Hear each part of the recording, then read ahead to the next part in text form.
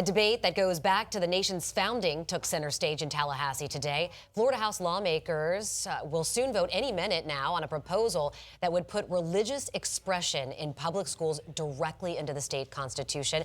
10 Tampa Bay News reporter Andy Payton joins us now. Andy, again, the House expected to vote any minute right here. They're still discussing this. Yeah, they're quite literally still speaking about this right now on the House floor as we speak. It's one that supporters say protects free speech, but critics warn could blur the line between church and state. Church and state. It's one of the very first things our forefathers wanted to make sure would be separate.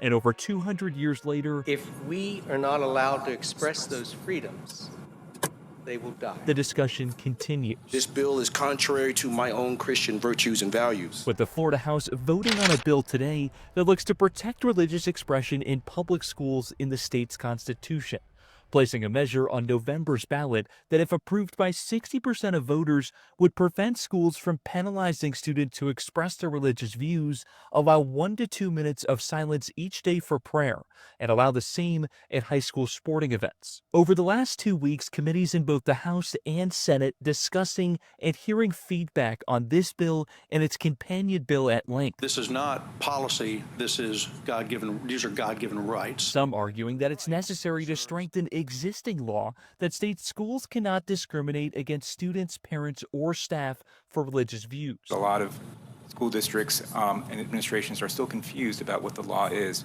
because of years of just mixed messages that they've gotten. But others using that same law to say it's not necessary. Why do we need a constitutional amendment if this is already in statute? And also saying it could have unintended consequences. I imagine that the person who was chosen to give that prayer at the championship football game comes from the dominant form of religion. I don't imagine it being a Muslim student. It gives people of the predominant faith a vehicle to go after people who think differently than them.